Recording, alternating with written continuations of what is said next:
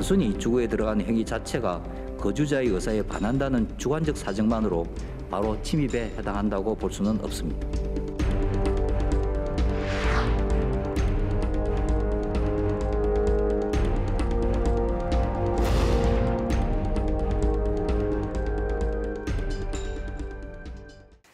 네, 배우자가 없을 때 불륜 상대 집에 들어간 남성, 주거 침입죄로 처벌할 수 있을까요? 최근 대법원이 주거 침입죄가 적용되지 않는다는 판결을 내렸는데요. 사건과 법 김혜민 변호사와 오늘 이 이야기 자세히 나눠보겠습니다. 네, 먼저 이번 대법원 판결이 나오게 된 배경부터 설명해 주시죠. 네, A씨는 내연관계에 있던 유부녀 B씨의 집에 그 남편이 없을 때 세 차례 드나든 점을 이유로 주거침입 혐의로 기소되었는데요. 네. 핵심 쟁점은 공동거주자 중 한 명의 동의만 받고 집에 들어갔을 때 이 사람을 주거침입죄로 처벌할 수 있느냐였습니다. 대법원은 이 사건을 포함해 비슷한 사건의 하급심들이 주거침입죄의 성립 여부를 두고 공방을 벌이고 있어서 지난 6월에 공개 변론까지 열어서 심리를 했고요. 최근 A씨에 대하여 무죄를 확정했습니다. 그럼 실제 이번 사건처럼 바람 피운 상대를 주거 침입죄로 고소하는 경우가 종종 있었나요? 네, 재판을 하다 보면 배우자가 바람을 피웠는데 그 상대방이 심지어 우리 집까지 들어와서 부정행위를 했다라는 걸 인지하게 되면 위자료 청구를 하는 것과 별개로 주거 침입으로 형사고소하는 경우는 왕왕 있었는데요. 네. 이는 헌법재판소가 2015년 2월에 형법상 간통죄에 대해서 위헌 결정을 내린 이후에 간통죄가 폐지되어 불륜에 대해서 형사처벌을 할 수 있는 법적인 근거가 없어졌기 때문입니다.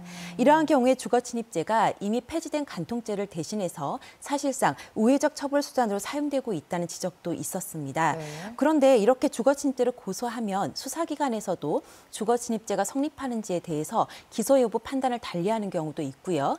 설령 기소가 돼서 재판을 하더라도 어떤 경우에는 유죄가 나오기도 하고 어떤 경우에는 무죄가 나오기도 하면서 실무적으로는 한 번쯤 이 상황에 대해서 정리할 필요가 있는 실정이었습니다. 네, 언급하신 것처럼 이번 사건도 1심과 2심의 판결이 좀 엇갈렸잖아요. 어떤 네. 점을 다르게 본 건가요? 일단 A씨는 1심에서는 유죄, 즉 징역 2월에 집행유예 2년을 선고받았고 2심에서는 무죄를 선고받았는데요. 네. 이렇게 결론이 전혀 다르게 된 이유는 부부의 주거 공간엔 부부가 모두 주거권이 있는데 이 중에 한 사람만 출입을 승낙하고 다른 사람은 그 출입을 반대할 것이 명백하게 추정되는 경우에 남편인 다른 거주자의 평온을 해쳤기 때문에 주거침입죄가 성립한다라고 본 것이 1심의 입장이었고요.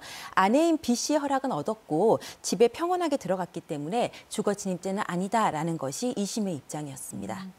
네, 결국 대법원은 무죄를 판결했는데 대법원의 근거는 뭐였나요? 대법원은 침입인지 그 행위 자체에 주목하자는 것인데요.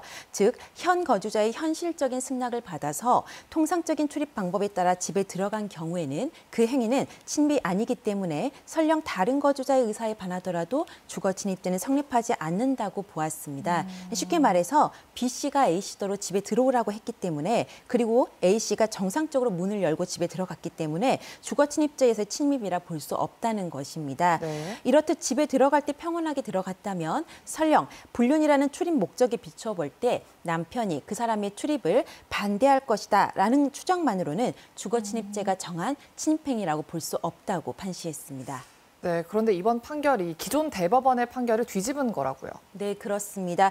37년 만에 주거 침입에 대한 판단이 바뀐 건데요. 이는 대법원이 1984년부터 유지해왔던 입장, 즉 공동생활을 하는 전원이 주거의 자유와 평온을 누릴 권리가 있기 때문에 집에 없는 부부 일방의 평온을 해치게 되는 불륜 상대방의 방문은 주거 침입죄가 된다고 했던 기존의 입장을 변경한 것입니다.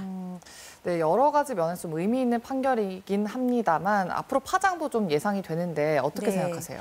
일단 문을 따고 들어가거나 창문으로 들어가는 등 비정상적인 방법으로 출입한 게 아님에도 불구하고 실제 주거침입죄로 고소를 하고 처벌이 이루어졌던 영역이 바로 이 불륜 상대방이 집에 출입하는 경우였는데요. 네. 사실 주거침입죄 법리에 비춰보면 다소 이례적인 경우이기는 했습니다. 근데 이렇게 했던 이유가 아까 말씀드린 대로 간통죄가 폐지되었기 때문에 사실상 우회적 처벌 수단으로 이용되었던 것이거든요. 이번 대법원 판결로 주거침입죄 법리는 조금 더 명확해졌지만 네. 이로 인해서 불륜 상대방이 집에 들어간 경우에 주거침입죄마저 성립하지 않는다고 한다면 일반 국민의 법감정에서 비춰보면요. 간통죄도 안 되고 내 집에 마음대로 들어와서 하면 주거침입도 안 된다면 마음대로 바람을 피우라는 것이냐 이제 이런 반감이 들 수 있거든요. 그래서 배우자 입장에서는 불륜과 관련한 형사처벌이 간통죄는 안 되더라도 최소한 주거 침입은 됨으로써 어떤 응보적인 성격과 상징적인 그런 의미가 있었는데 이제 그런 부분이 전혀 없기 때문에 보완책으로는 민사적으로 위자료 청구를 했을 때 충분히 인정되면 좋은데 또 현실은 그렇지가 않거든요. 그래서 이번 대법원 판결이 법리적으로는 의미가 있지만 여전히 논란은 계속될 것으로 보입니다. 네, 오늘 이야기 여기까지 듣겠습니다. 고맙습니다.